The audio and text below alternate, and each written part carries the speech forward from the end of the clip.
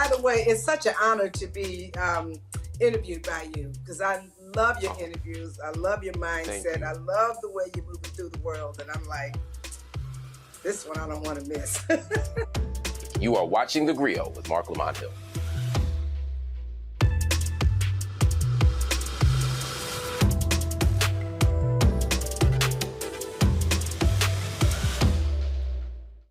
Good evening, and thank you for joining me tonight on theGrio. I'm your host, Marc Lamont Hill. We got a special show planned for you tonight with a special guest, distinguished professor, author, historian of hip-hop music, the black church, and everything else, a religious scholar, a brilliant man. His name is Dr. Eric Dyson. We're going to talk about teachers in Nashville taking up arms. We're going to talk about the future of the Rainbow Push Coalition, and we're going to talk about beef in these hip-hop streets. So joining me now to discuss this is the Reverend Dr. Eric Dyson. He's the author of too many books to name, but he's also a professor of African American and diaspora studies at Vanderbilt University. Professor Dyson, my friend, my mentor, how are you? Always good to see you. So proud of you, man. You done outstripped all of your mentors. You on another level, brother. We are so proud of you, and keep doing your thing. No, sir. I am merely the J. Cole to your Drake. And Kendrick. I'm hanging on till I can't hang on no more. Light skin is back. Oh my God. Y'all making a comeback, man. I thought we buried y'all. I know. Look, ever since it was my man Wesley Snipes on New Jack City stabbed Christopher Williams in the hand. That was the end of light skin there, brother. We were officially done. Now Drake, Steph Curry, J. Cole, and a couple other Negroes are trying to bring us back. So we're grateful for that, you know. Man, y'all up right now. Y'all up 10. Look, but I'll tell you who's not up. Joe Biden. I'm actually struck by this. If you had told me 2 years ago that Joe Biden would be running again, and he'd be running against the guy he beat by a lot of votes, and that he'd be running against Trump, not just who he already beat, but now Trump would be facing multiple cases in multiple cities, multiple states, federal and state level. If you told me all of this, I'd be like, Biden gonna get reelected. Republicans tripping. Right. Yet somehow Biden feels like the underdog now. Am I overstating this? Not at all. The truth is that Donald Trump is indeed what was said of Ronald Reagan as the Teflon president. There seems to be nothing that can attach to Donald Trump. You begin by citing the case against him. There are so many cases against him. He's got more cases against him than Pabst Blue Ribbon beer. The man is indefatigable in terms of his ability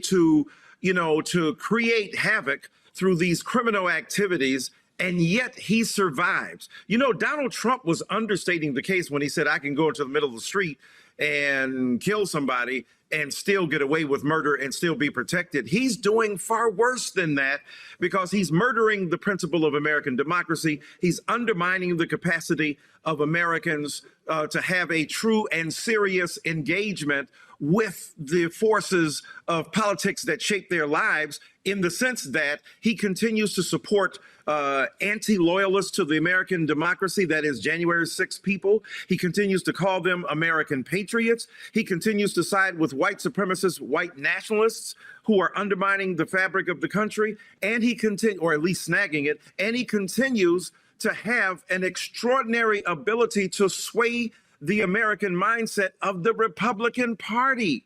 Here's a Republican Party, I thought, that was for, the preservation of people's privacy, that the government shouldn't be in your bedroom or your womb, and they're doing both, that the government shouldn't determine what free speech is, that you should be able to exercise your liberty without the encumbrances of the American state. And yet the Republicans have turned high, embrace Donald Trump, who goes against every principle that they would put forth. And as a result of that, because Joe Biden has adhered to the old, cranky, broken down conception that democracy is not perfect, but it's real, it's necessary, it's imperfect. And not only is it imperfect, it's inconvenient. And when you look at that, plus you got the war in Gaza that is really killing him among young people and increasingly African-American voters, Trump to me, in a way that I cannot begin to describe, is appealing to certain segments of African-American people. When you put all that together, Joe Biden certainly is facing difficult times,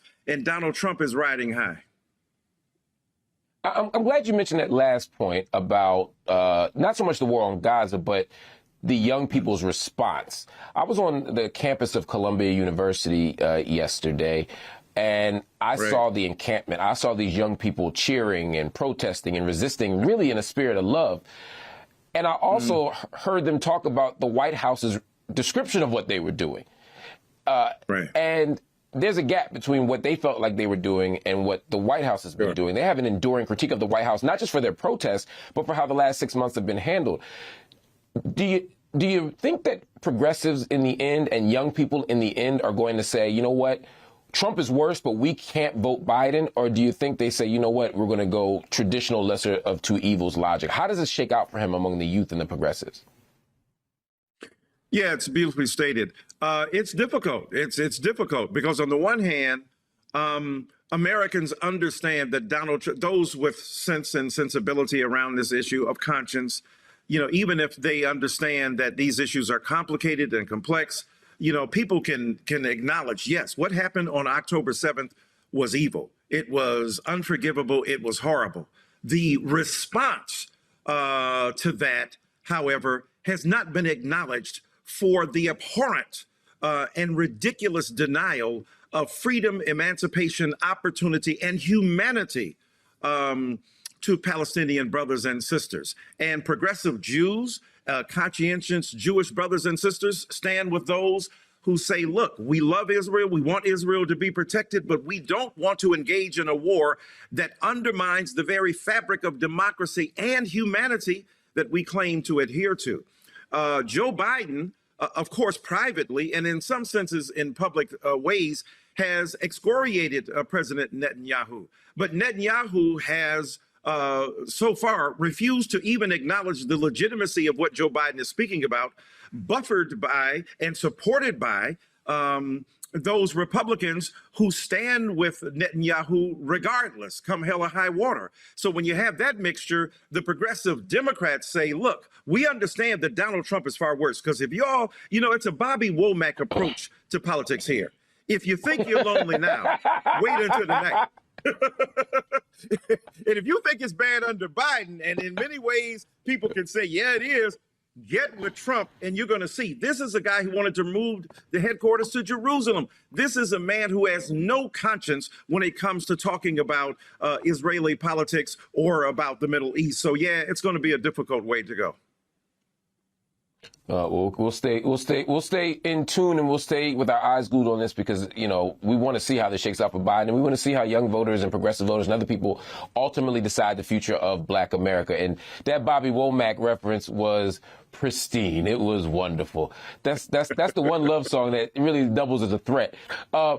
We got to take a break, but stay right here. Michael Eric Dyson going to be here for the whole hour. And when we come back, we're going to be talking about teachers toting guns in the classroom. Should they be allowed to do it? A new bill that lets teachers carry concealed. That's what they're proposing. And I can't believe this is real life. But we're going to talk about it on the other side.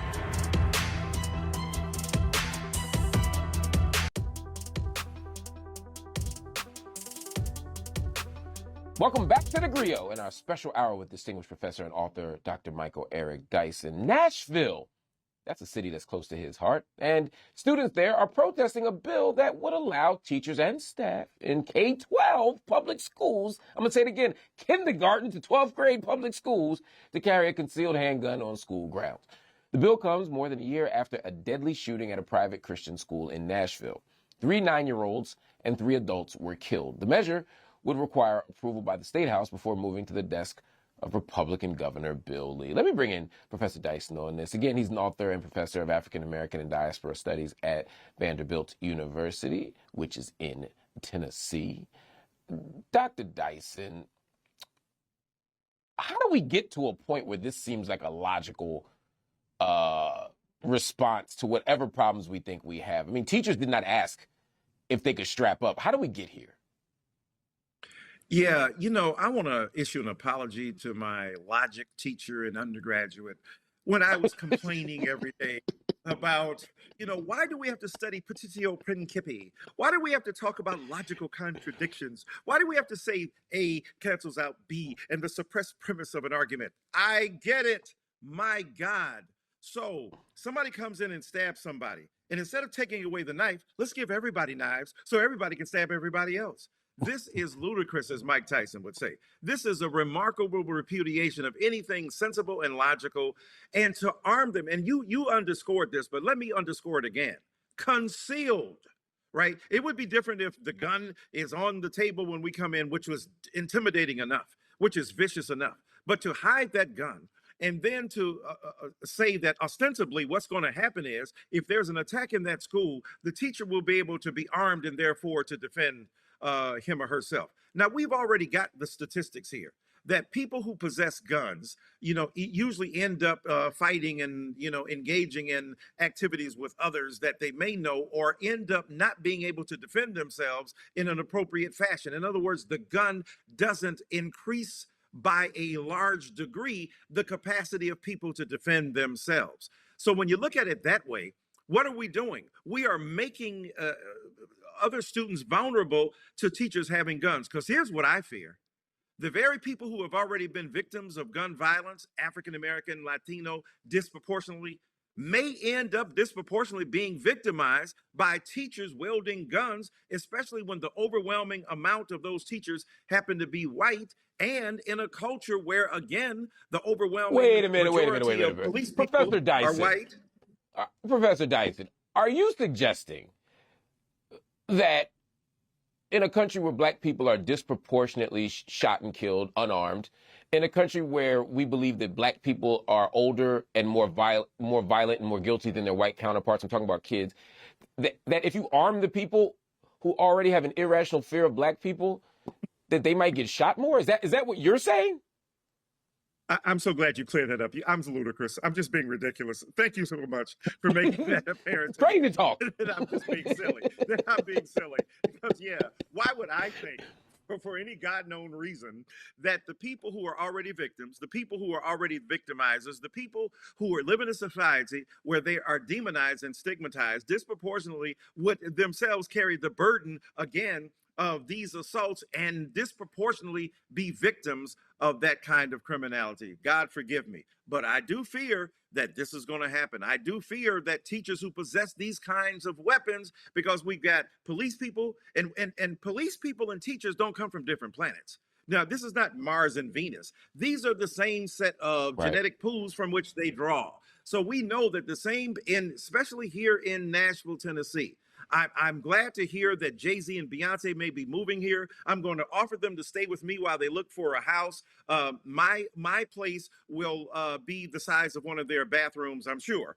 But the point is that if they end up moving here and trying to establish a base here, Nashville draws people because of its eclectic musical tastes. But it also is the home of some of the most ludicrous and nonsensical bills, as you've just cited, that would allow teachers to be armed. It's not going to protect our students. But here's what they refuse to do. Instead of arming teachers, why don't you unarm people who shouldn't have the guns to begin with? Why don't you begin to say that in a society where the Second Amendment is taken as the second commandment, let's not put religion to the possession of weapons? A commonsensical approach to guns that is shared more widely than we would like to believe across partisan divides suggests that Americans are tired of the if you will, population of guns, of the overuse of guns, of the over reliance on guns, and of the influx of guns into our communities. That's the real problem. But typical of Nashville politicians, we'd rather arm teachers than disarm people who shouldn't have the guns to begin with. Let me ask you one more quick question. The gap sometimes between what people want and what politicians say they want is huge. You're on the ground there. What's your sense? Do people are everyday people saying, "Yeah, we want teachers to be armed"? Because there are people who are legitimately scared of school shootings and things like that. What's the vibe down there? Well, look, I thought you said the gap between them, not the gap between them. So I'm glad I heard you correctly. Look, the reality is, that people are upset. You're absolutely right to underscore that. People are afraid. You know, I can't go anywhere. I can't go to the supermarket. I can't go to the Waffle House. I can't go to schools. I can't go to churches because all of them are besieged by this common affliction of the over-reliance on guns. So yeah, people are upset, but people here are even a little bit cautious. Wait a minute, what happens when these teachers have these guns? And to no surprise to you, you know, it's divided by a kind of ideological facility. On the one hand, the identification as a right-wing Republican will put you in one camp, and the identification as a progressive or a liberal Democrat will put you on another. But here, when children are at stake, a lot of people think, well, we got to do something, and they're right. We got to figure out a way to stop this, and they're right. But what they end up doing is relying upon a logic that got us here in the first place. And where are we? We're in a nation where we have been glutted with guns, and we got to resist it. So I do feel that the common citizen here in Nashville is outraged by what's going on, but skeptical about arming teachers as the kind of remedy to such a situation. That makes perfect sense the way you just broke that down. Professor, hang out with us for a second because we want to take another break, but we need you because we got more to talk about. When we come back, we're going to talk about these hip-hop streets because it's hot in these streets, man. Rap battles are turning into an all-out war of words. It's not just rappers. We got some crooners out there that's also trying to throw hands, lyrical hands. But what's the danger of things escalating? Plus, the professor has to make some tough decisions when we come back about his favorite Black authors in today's One's Gotta Go. We'll see it all. We'll talk about it all next on theGrio with Marc Lamont Hill. Well, it's always good to be with you, brother, and it's good to see you on Post at theGrio, man. We're all looking to you, and we continue to look to you to keep us informed. You are watching theGrio with Marc Lamont Hill.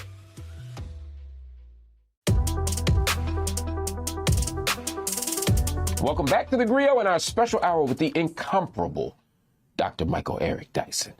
We got a set of 4 Black authors that all deserve to be on Mount Rushmore, but I just wanted to make some chaos. So you know what? I decided to make Mount Rushmore only 3 faces. We're going to kick one of them off the culture island and mix metaphors and make it all happen right now. Dr. Dyson, you know the game. I've made you play it before and you hated it then. You're going to hate it even more now. I'm going to give you 4 names, and one of them got to go. I decided to pick Black authors. I'm going to name 4 Black authors. One of them got to go. The first one, Toni Morrison. The second one, Zora Neale Hurston. The third, James Baldwin. Oh, Lord. And the fourth, Ralph Ellison. That's the laugh of somebody's like, good Lord, dude, I hate this man. I usually love you. I know I put you in a tough spot. Right. Let me rethink gun. Let me rethink teachers with guns. Right. Look, all right, I bet you wish professors had guns now. If you can look over my shoulder and see Toni Morrison looking down on me, so you know she ain't going nowhere. Okay. Already. I know who I'm going to Already. choose. Richard Wright. Richard Wright. That's who I choose. Richard Wright is the one I choose not to be on that list. And guess what? He ain't on there. So I win. Right. It works out well. That's right. It's tough. Look, it's a tough choice. Toni Morrison is sacred to all of us. I know Toni ain't going. Right. So no. of the 3, if you just had to, I'm sure you're going to choose. You're going to choose Ralph Ellison. You're going to choose Ralph Ellison. I'm sure. You know damn well I'm choosing Ralph Ellison.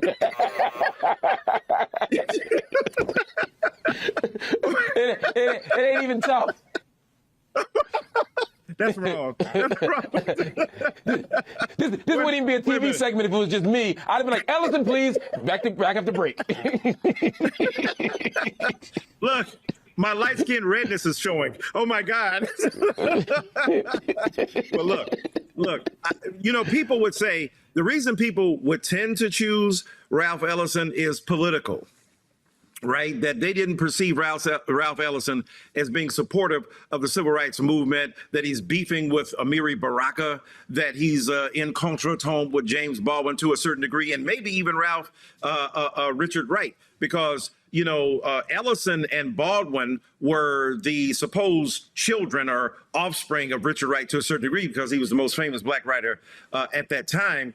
And they were the young and upcoming writers, but they both spilled ink. You talking about beef, the kind of wars in these literary streets that, that James Baldwin and Ralph Ellison committed against, Richard Wright was infamous. But I think that in the long run, Ralph Ellison's high intelligence, his beautiful eloquence, and his ability to name some of these traditions and archives that we should appeal to when thinking about our lives may be underrated. But I'm glad I chose, Richard Wright because he's not on that list, and I remain safe right now.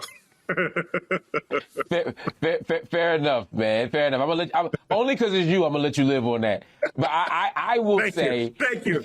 I will say Ralph Ellison. I would say Ralph Ellison. And again, no disrespect to Ralph Ellison. He's a giant. I mean, again, these are all giants, and all of them are Hall of Fame, world historical kind of figures. For me, Toni Morrison is just sacred space, sacred ground. James Baldwin occupies that same space for me. The issue with Zora Neale Hurston, as an anthropologist, that her work, her underexplored work in folklore, her underexplored work on black country culture puts her a little bit above Ellison for me, and I just think she's a better writer. So, and when you add the political piece, Ellison was an easy choice for me. But again, it's only easy compared to them three. Compared to just about anybody else in the world, it would be a whole other issue. But anyway, we're going to take another break because we just talked about Baldwin and Ellison and Wright. Wait till we get to the Drakes and the Kendricks and the Coles. We're going to talk about it on the other side of the break. Beef!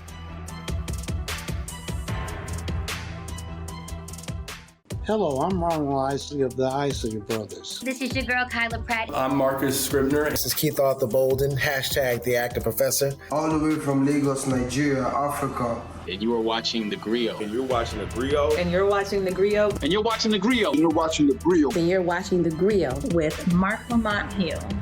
Okay. Yeah. You heard it here.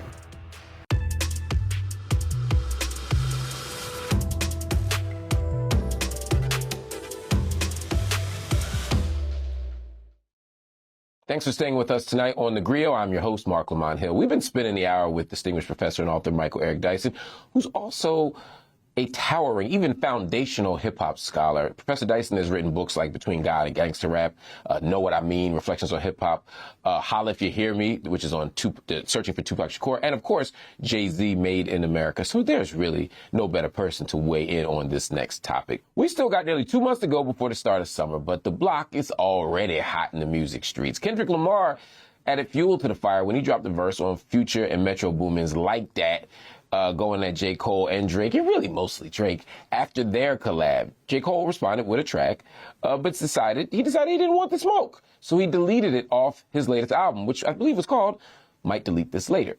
Drake absolutely wanted the smoke. So somebody, I ain't gonna say it was Drake, but somebody, light-skinned from Canada, leaked a diss track called Push Ups, where he took shots at J. Cole, Kendrick Lamar, Rick Ross, The Weeknd, everybody. Then Rick Ross responded with Champagne Moments, where he alleged that Drake got a BBL, a nose job, his abs done. And that went to a back and forth between Drake and Rick Ross on Instagram. And if you followed all that, I ain't done. There's more.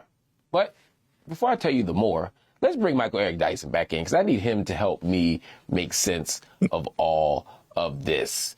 Dr. Dyson, break it down for me. First of all, when you see rap beef like this, where Kendrick seems to just come out of nowhere and let the chopper spray, why? Why does this happen? Yeah, I mean, the young heads in these streets have been excoriating me. You're too old. You don't know what's going on. You don't keep up. Thou dost protest too much, because I keep up even with these mumble rappers, even when they're mumbling, not a mumbling word, I keep up with them, because mumble rap is disparaging a deeply, intensely melodic transition in the history of cadences and hip hop. But I digress. The point is that, I know the subliminal shots that are being fired. They were being fired on both sides. And when I say Kendrick started it, I meant taking it above ground. I mean, taking it from the implicit to the explicit. I mean, making it very plain and clear what the stakes were for him.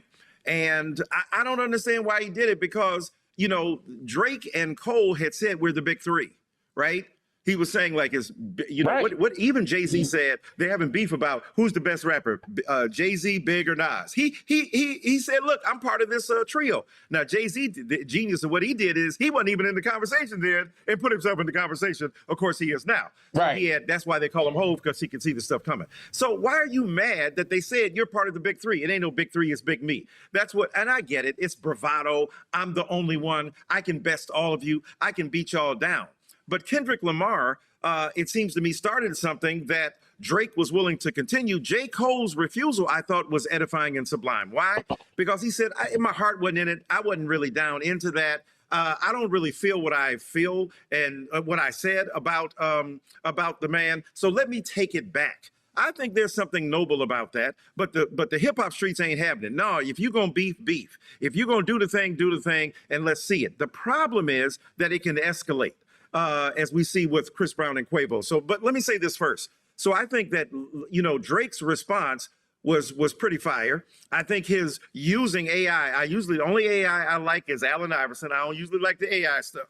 But when he uses the voices of Tupac and of Snoop and then brings his own voice in, he's challenging the real discrete barriers between AI and so-called the terrestrial stuff that we see going down that is really a reflection of what's going on. I thought that was an ingenious use of that art form to make his point.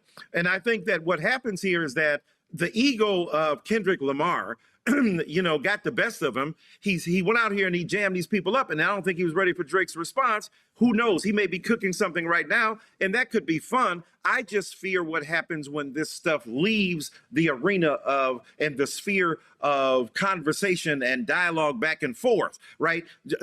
Drake can go on. Let me ask you about that.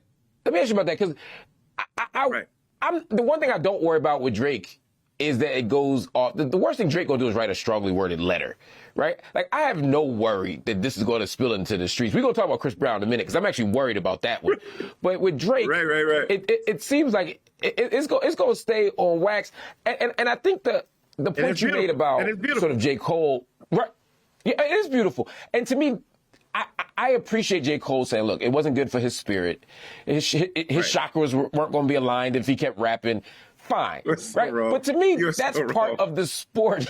But that's part of the sport.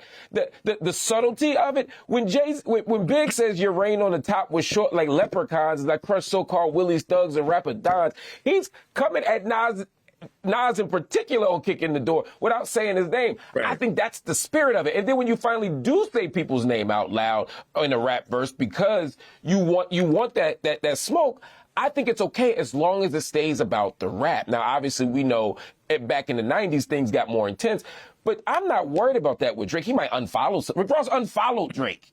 You know what I mean? You're hilarious. You know what? Life again makes some efforts to move forward. What do? You take it back from us. You just take it back from us. You can't let us have anything. We can't have a darn thing. We got to be marshmallows again. But look, that's funny as hell. But look, here's the point.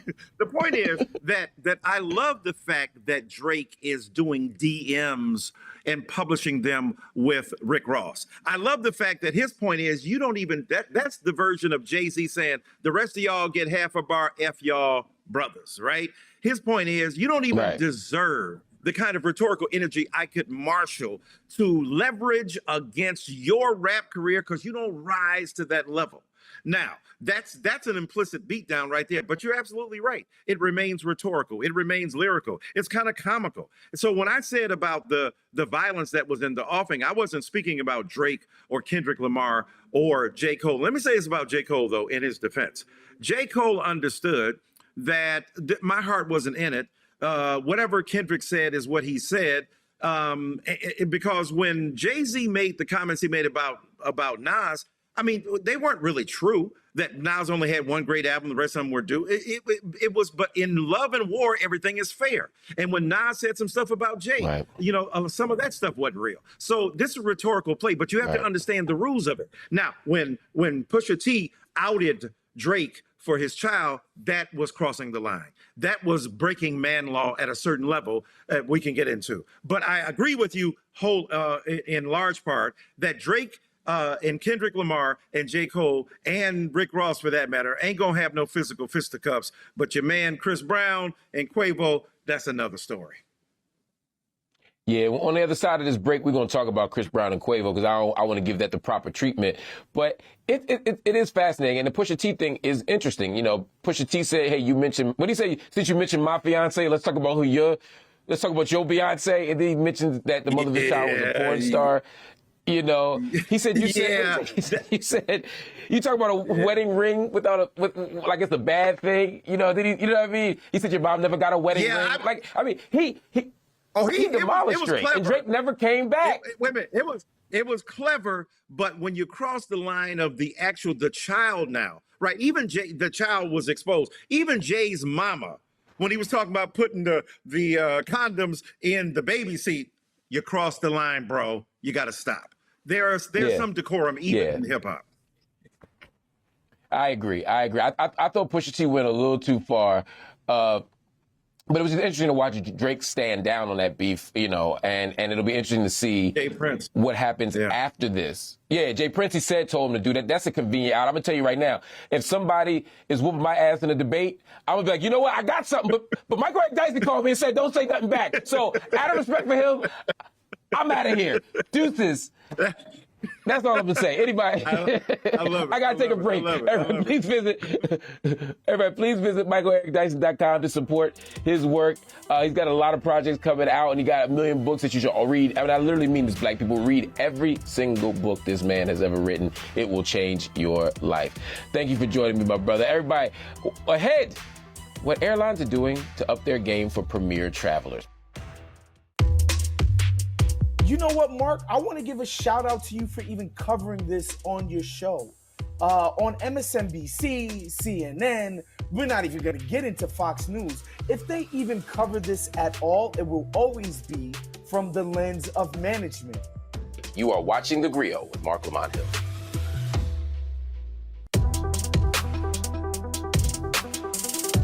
Welcome back to theGrio. We are here with Dr. Michael Eric Dyson. I had to hold him just a little bit longer because I needed his take on two things. The first thing, very quickly, is Chris Brown and Quavo. Have we ever seen a rapper get bodied by an R&B singer? And I'm not talking about like Drake and Meek Mill where he said you got bodied by a singing Negro. I'm talking about an actual R&B singer. You know what I'm saying? Like just dog walking a rapper in a rap beef. Have we ever seen anything like that before? Yeah, I ain't seen nothing like that. I had not seen that. And the thing is that Chris Brown got skills. I ain't know. I mean, Chris Brown can spit. I mean, Chris Brown got some skills, man. And I was like, okay, he's probably gonna make an entire album of hip hop. Didn't he try that before, or was gonna do it, or somebody said no? It was Tyrese. I'm sorry, so. Forgive me. The other interesting R&B singer. So the thing is that Chris Brown's got mad skills. We've never seen that before, and it called upon Quavo to kind of come back and bring in Takeoff to help defend himself. That shows you right there the rhetorical firepower he had to muster to respond to Chris Brown suggests how seriously he took that threat and how serious Chris Brown was in leveraging his own hip hop bona fides out there to say, yo, I ain't gonna just sing, I can rap too. It was pretty impressive at that level. It was. The other thing I wanted to ask you about, which I think is a pretty important thing, is the Rainbow Push Coalition, Reverend Jesse Jackson's organization for a half a century now. There was a transition in leadership, and then there's been a new development. And you wrote a piece in response to it. Can you tell us what happened and why you did that? Right.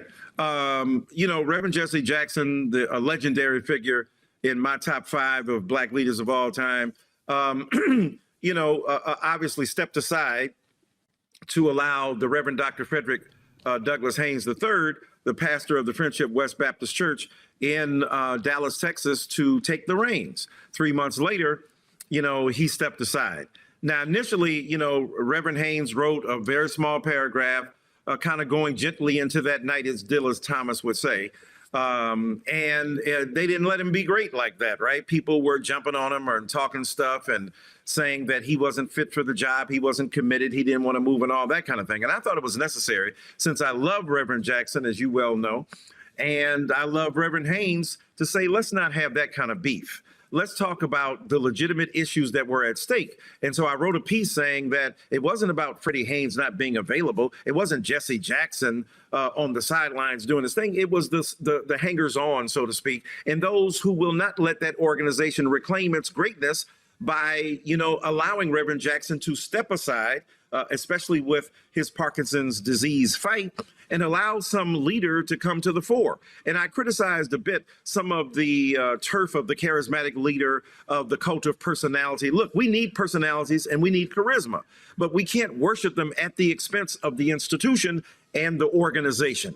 And I thought that Reverend Haynes was the ideal pick to take that organization forward, but I think some of the hangers-on within Rainbow Push Coalition just weren't allowing it to occur. It's unfortunate, too. I only got about a minute left. What do you think is the ultimate future or destiny for Rainbow Push Coalition? If they allow a true leader and a board of overseers, and I don't mean that in the old way, but those who are a board of trustees and those who are able to guide that group, it would be great. If they refuse to acknowledge the transition necessary from Reverend Jackson to the next generation, it's going to falter. Well, we'll have to wait and see, but obviously we ain't going to just watch. We're going to do our best to help build and fortify and strengthen that institution and all the people who are served by it, as you always have in your career. Dr. Dyson, really thank you for joining us today. We really appreciate it.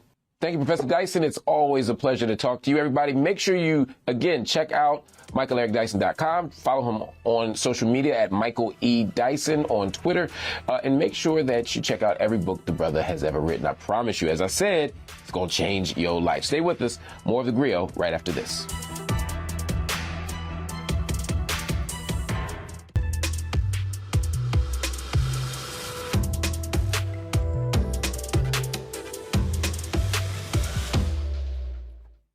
All right, family, we have reached the end of the show, but before I let you go, all around the country, college students are protesting. They're protesting war. They're protesting jobs and lack of jobs. They're protesting access to loan forgiveness. They're protesting lots of stuff. And there are people out in the world who want them to be quiet. But I'm going to tell you something. I need them kids to speak even louder. There has never been a moment in our history where young people haven't led the journey to social change. There's never been a moment in our history where young people haven't been the loudest voice in the room trying to transform this society. We only get an end to the Vietnam War because college students stood up. We only were able to scream defiantly that Black Lives Matter because Black young people took to the streets in college and outside of college. So what we need to do right now is listen to our young people, invest in our young people, and do our best to support them as they lead us into a new generation and a new iteration of freedom, justice, and equality. Salute to you, young people protesting. Stay strong, stay righteous.